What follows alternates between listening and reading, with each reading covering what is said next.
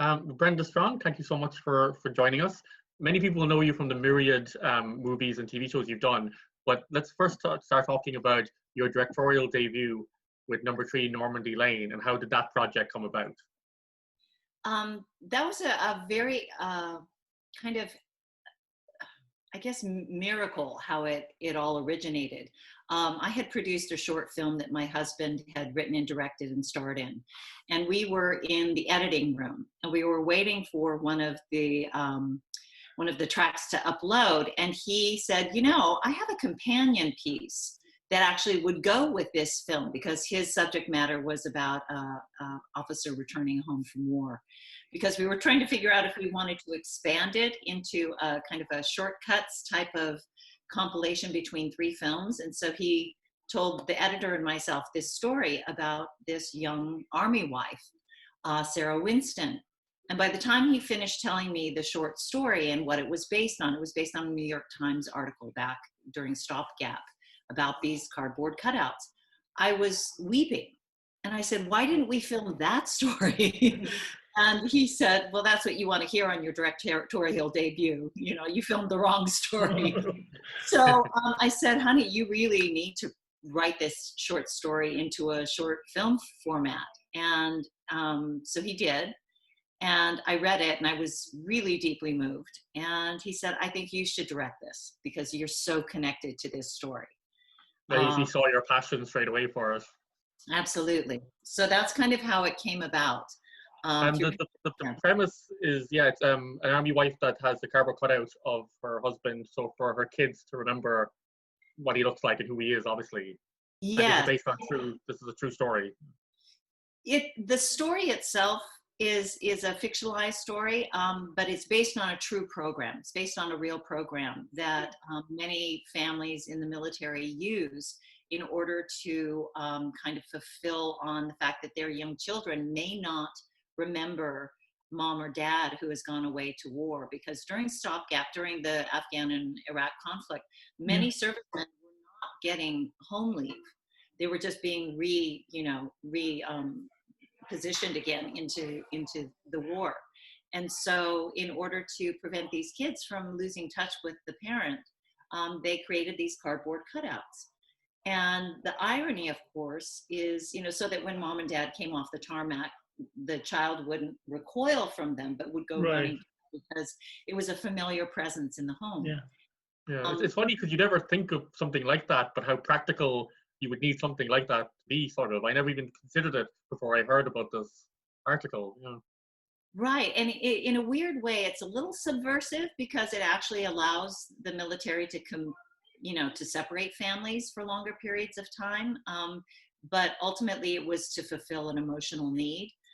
The thing that we didn't realize when we were filming, we had hired a young man who had never acted before that we had actually kind of discovered at a walking mall in Monterey, California, which is surrounded by military bases, which is one of the reasons why we filmed up there.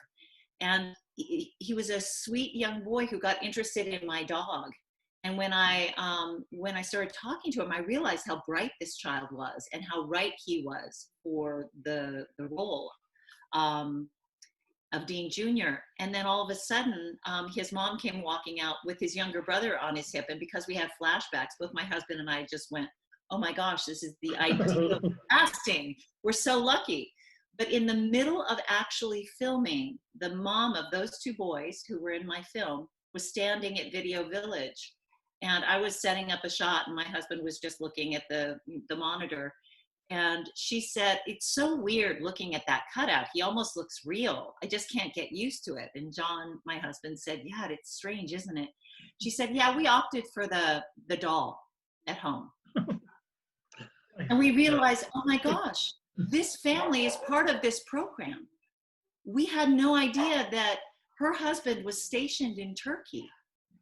And she actually was part of the program we were doing the film about. This is how meta and serendipitous this whole journey was. It was just fascinating. And what was it like standing, behind the camera for the first time? Was there any trepidation becoming a director, or had you, studied enough, shadowed people enough on other productions? Up until that point, I had only shadowed my husband's production for his short film, because I was basically his eyes and ears behind the camera, because he was in front of camera for his directorial debut.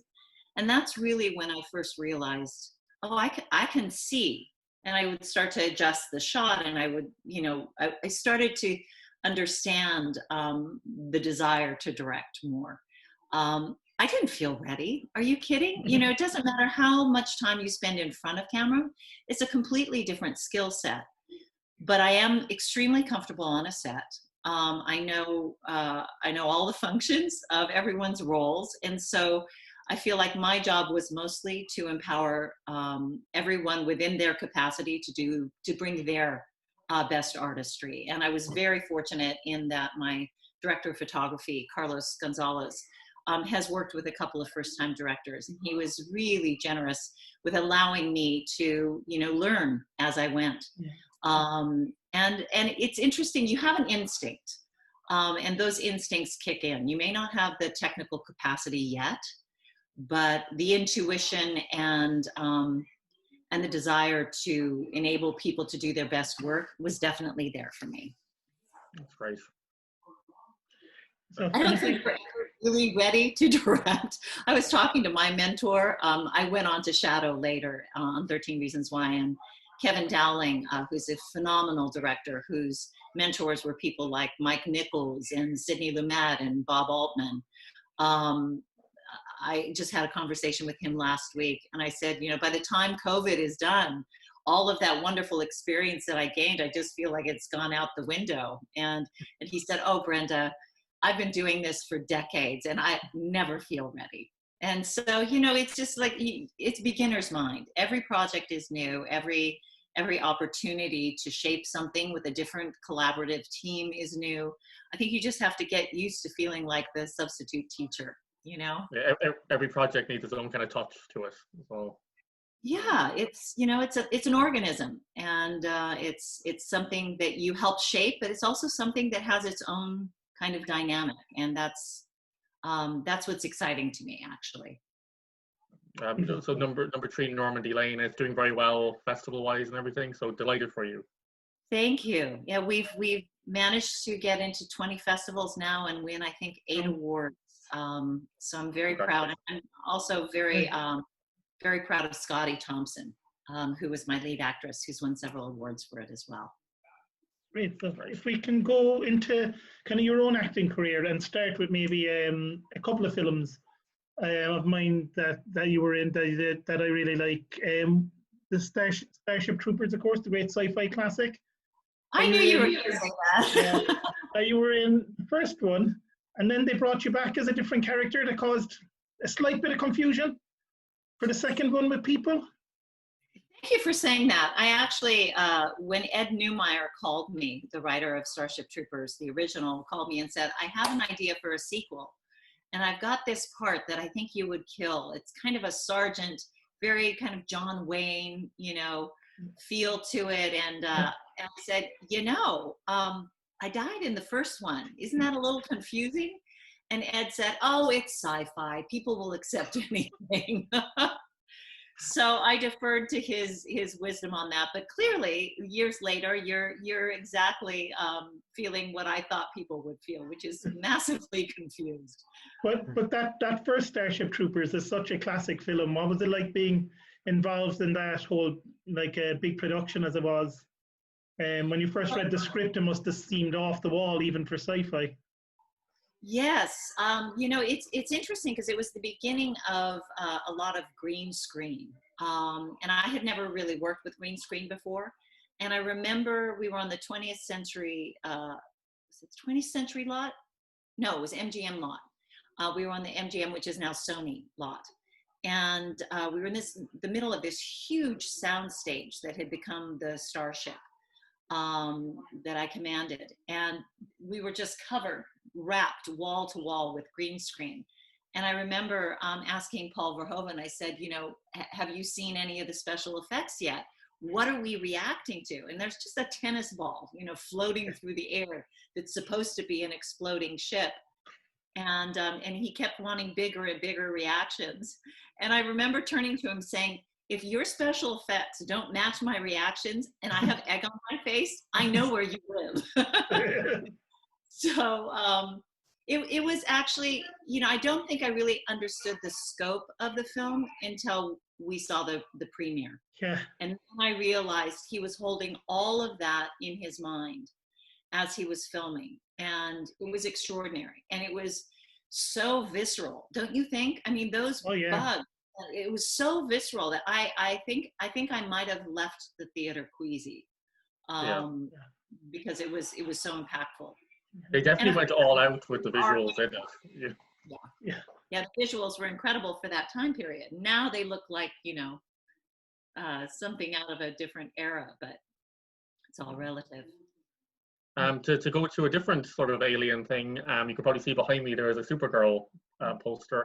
But you of course play Lillian Luthor, and you sort of in the kind of post-crisis current series, you've sort of gotten a new lease of life with a whole new status quo in the show. What was that like, playing a character but you're in a sort of an altered world as the series has continued? It's interesting. I'll be thoroughly honest in saying it was very confusing as an actor, because I am playing the same character, but I'm playing a character who only remembers what her son Lex has told her about the old world. So there's some gaps in memory. But at the same time, there's a whole, fabric of choices that I've made as Lillian Luthor heretofore, so that by the time this new character came on, I couldn't really shed the old skin 100%.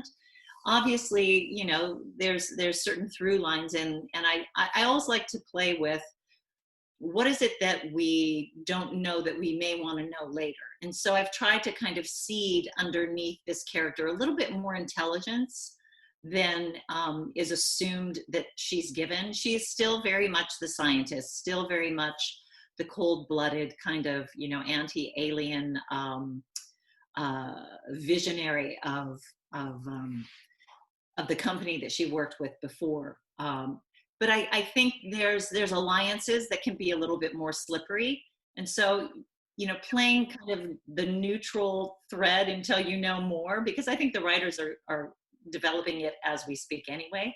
So I try not to close too many doors, just create a lot of open space for any possibility to be a duality. And so that's kind of hard to play. You can't play two things at once. So you just have to make a choice and go forward. And an actress that you work with frequently, Katie McGrath, is from, our neck of the woods. She's from County Wicklow.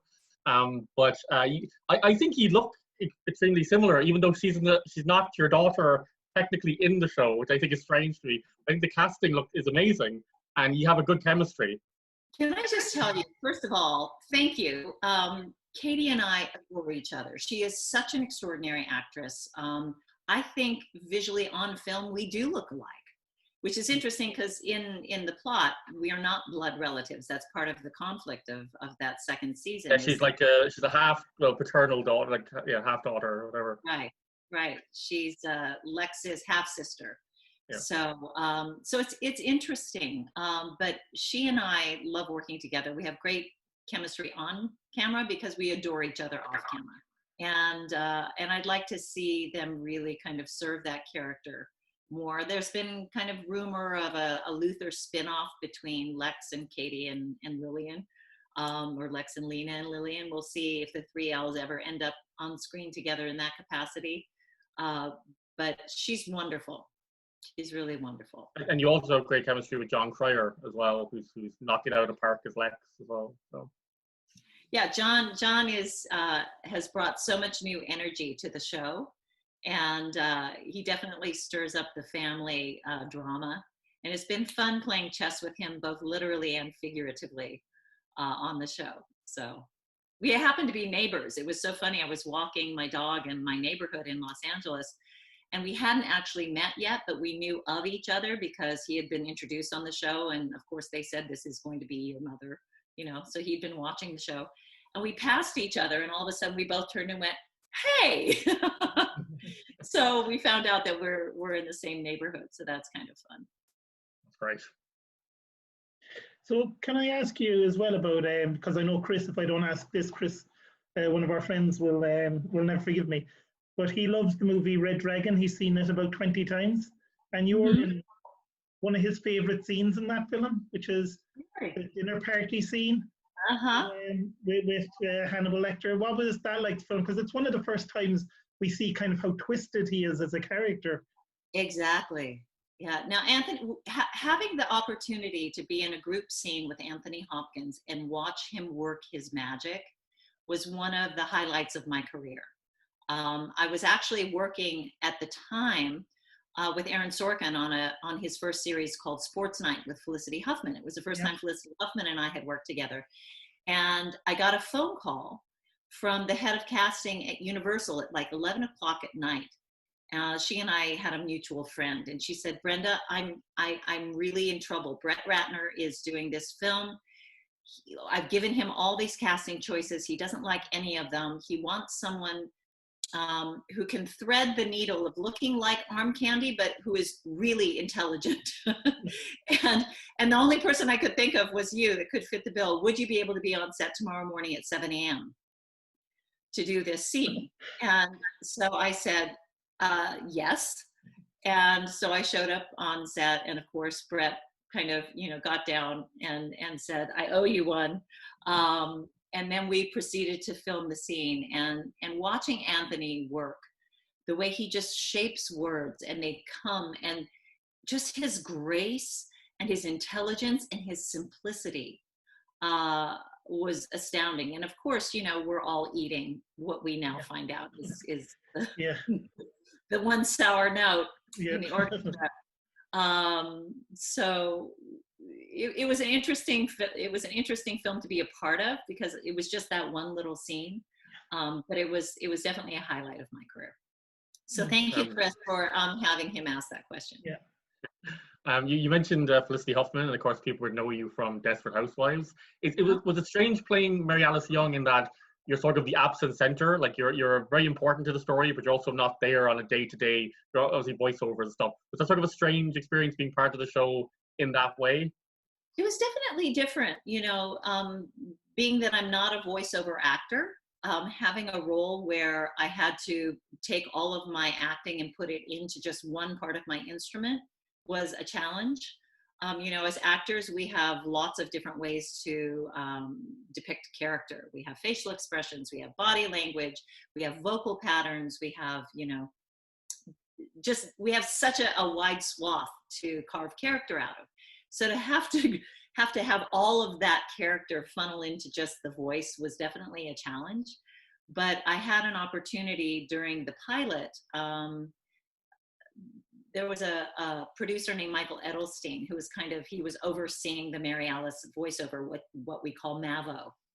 And we were trying to find the right tonality. And he gave me one simple instruction that became kind of my compass for the rest of the series. And that was, drop the sound of your voice down into your heart. And when I did that, all of a sudden, everything came forth. Because every time I would be interacting with someone who was on screen, it was from the heart that I was compassionately sharing what they were struggling with. And so in a way, I became the empathetic kind of universal voice of all of us who are struggling with life. And I think that's what allowed the audience to really see themselves in these characters in some capacity. But as an actor, it became very challenging as my on-screen got less and less. Season 1 and 2, I was definitely on screen a lot because it was kind of this Mary Alice story. But as it started to evolve and I just became kind of more the voice, I had to find a way to not go crazy as an artist. So I started doing theater because, that's not a conflict. So I started doing some Shakespeare and doing theater. And I hope my battery doesn't run out. I'm going to have to plug in soon. And I started a nonprofit, and I started working with women with fertility work and developing products for them to help them on their journey, because it's something I had personally struggled with. So it became, every time something feels like a constriction, it becomes an opportunity. And so I really looked at it as, how can I develop myself as a human being even more during this time when I have these beautiful golden handcuffs. So that's kind of how I approached it. Yeah, I think it definitely, like, you hear it in the voice. You said the compassion that the character has. Also, the fact that Chris, our friend, asked a question for you. I think Steve and I would be remiss as huge Yeah. Seinfeld fans to not ask you about Seinfeld. So, You know, Sue Ellen Mishke. yeah. And What an Verlaine's amazing, arch enemy in a way. what was that? And Verlaine's arch enemy in a way. Yes, yes. I seem to be everyone's arch enemy in a way. And, you know, I became, the irony is I used to call Sue Ellen Mishke, Julia Louis-Dreyfus's Lex Luthor. Wow. Who knew that I was going to eventually play Lillian Luthor? I mean, these things, you can't make up these connective tissues. They're just Yeah. extraordinary. You know, it was a huge hit show by the time I got cast. So I was very well aware of how impactful this show was. And because, you know, it was pre-streaming, it was appointment TV, and people, it was water cooler. You know, everybody was talking about, you know, low talking and just, I mean, just all of the different neuroses that they were able to kind of explore through the show. So to be able to come on and play a role that wasn't a target, but who actually had an upper hand, was a real gift, because usually, you know, most of the women who were cast as Jerry's girlfriends. Yeah. And so we had seen a couple of scripts come by, my management team and I, and they said, we don't want you to just be part of, you know, a one-shot kind of thing with one of Jerry's girlfriends. Yeah. It would be great to have a really standout role. And so when this came through, you know, the Braless Wonder, I'm like, this is how you want me to stand out? I'm not sure how they're going to handle this. And so they said, well, audition and ask them how they're planning to handle it. So I thought about it, and I showed up, and I was wearing what I called my lucky jacket, because it was a coat that I always got booked in when I would audition. Right. And so I had this lucky jacket on. And after I auditioned, I asked Larry David, who was in the room, I said, so, you know, tell me more about Sue Ellen, how you see her. Is she, you know, he said, oh, well, she's an heiress. She's very wealthy. She's very put together. You know, she definitely is a hornet's nest in Elaine's life. And so I realized they were going to do this very classily, because I was, you know, I was concerned. I had just had a child. I didn't want to do anything that my son would be ashamed of later on, you know, in my life. And it turned out, I said, so how tall is Julia Louis-Dreyfus again? Is she about this tall?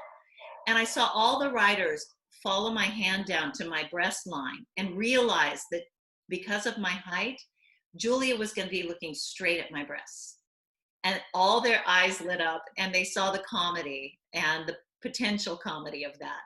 And I got the call, and they cast me. And doing the show was really fun. It was really fun. They're so smart, and their comedic timing and commitment to making it funny was above and beyond anything I'd been a part of before. And you were also part of, like, the incredibly innovative Backwards episode as well in India, the betrayal, which Right. must have seemed so out there for a sitcom at the time. It was so structurally daring. It was very structurally daring and innovative. And I think at that point they knew that they had pretty much done everything that they could do, that they could take a risk like that. And I think it really worked. What do you guys think? I think people follow it. I think it was innovative and interesting, and it turns comedy again on its ear, because you're getting pieces of information after the fact that you'll then now see the setup for. So smart. Yeah, and Very even clever. the way it jumps back a few years at the end as well and gives you more character stuff as well. It was really like a fantastic episode. Well, that writer's room went on to create several more shows, including Veep after that. Many of those writers became showrunners in and of their own right. And we just had such an incredible writing team on that show. And of course, Jerry, you know, helmed that whole thing as well. He was one of the writers as well. You know, I think there's magic in certain casts and certain creative teams. And I've definitely been very fortunate in my career to be even just, you know, part of that stream of those types of dynamics. I feel really, really lucky to to get to know people like Larry David and Julia and Mark Cherry and on and on and on. Yeah, And of you've been course, part of everything from. Sorry, Steve. yeah, I was going to say as well, you're part of something else that's kind of daring and brave in some ways, which is 13 Reasons Why, which deals with a lot of important topics. And you kind of came in the second season, I believe, isn't it? And you've kind of been with it since, to where you've even directed a few episodes for season 4. That's What's right. it like being part of a show like that has such a kind of a powerful message for kids, especially? Well, it's a privilege. I have to say, it's a privilege to be a part of something that you feel moves the needle and speaks to a certain part of our society that doesn't always have a voice. Brian Yorkie is an extraordinary writer, and he's won a Tony and a Pulitzer. I mean, working with someone who has their finger on the pulse of young people in the way that he does, and socially relevant, dynamic subject matter is an honor. It was a very challenging role in a way to play Nora Walker, who's the mother of Bryce Walker, because Bryce is the most hated character on that show. Yeah. And so to step into a role and find a way to not tell a black and white family story, but to really tell a complex family story and how he would potentially become who he was. I had to take some ownership over the fact that, part of life is nature, part of it's nurture. And my character did not nurture this child. And that was part of my responsibility. So in a way, season 3 was all about, for me, Nora trying to make up for the damage she had done to her child, right, by not caring for him. She suffered from postpartum depression, and that created a dissonance at a very young age that then she just didn't know how to repair because of her own family dynamics and lack of nurturing in her own family. So in a way, Brian was really collaborative with me, because I had done a lot of work with family constellation therapy because of friends of mine. So I was able to bring to his attention a lot of kind of dynamics that are proven historically within families to affect certain choices that people make. And he incorporated those into the script. wonderful. So I felt so grateful that he was able to continue these conversations. Every time a script would come up, I'd say, if she did this here, that would actually affect the next thing. And he would listen and adapt it. And it was a collaboration, I think, that eventually led to him trusting me story-wise to handle directing 2 of his episodes the following year. Must be really gratifying to be able to develop something like that with the creator or with the writer. It's very unusual, but it is a collaboration when it when it comes down to it, because we are the voice of their words. And so if there's a way for us to elevate what they've already done or contribute in a way, I love it when writers are collaborative. I come from theater where you're given a script and you do that script word for word. And if you have a problem, you find a way to figure it out and solve it. And I love that. I love honoring the written word. It's my history. It's my background. So this kind of moving collaboration is new for me. And I really appreciate when other creatives are collaborative in that way. So yes, it was very exciting. And especially as a director, bringing certain ideas to the forefront actually started to inform some of the episodes after me, which I thought was amazing, because Suna Ganera directed episode 7, 407 and 13 Reasons Why. And I had come to Brian with the idea that maybe Tony should be fighting a white supremacist. And I had this idea of having a white supremacist symbol on his neck, and I couldn't find the right person to cast. So I went for the obvious, which was the intimidating kind of size factor difference. And then they ended up finding someone in episode 7, and he put it in the script. So I was like, oh my gosh, my idea actually made it into another episode. So that was really satisfying. Fantastic. Do you ever, you've been part of so many things, from Star Trek Next Generation to Twin Peaks to Beyond. You ever look back and just think, my God, how much you've done, like pop cultural touchstone wise? I mean, you've been like Spaceballs, you've been in everything, and it's so much. You're so prolific. You know, it's really interesting. I don't. I just kind of move forward. But I have to say, because of this time with all of us housebound, my son, who just arrived from Los Angeles, it brought up to my family home a huge box of memorabilia. And I actually started to go through some of my old journals from college and going through what I wanted to do, what I was hoping my career would be, you know, my dreams and aspirations as a young person. Now looking back at that person who didn't know that any of this was going to happen, I'm gobsmacked. I'm absolutely gobsmacked. And I just think, you know, when you have a drive to be a creative, you don't know if you're going to be successful. You just take a leap of faith and you move forward. But I have to say, following the yeses in my career has led me to all of this. And I couldn't have designed it better. I'm so grateful. And I just feel like, you know, the best is yet to come. I can't wait to see what's next, you know. My husband and I are developing a couple of projects together for him to direct and for me to direct. And they're socially relevant, impactful projects that I'm really excited about.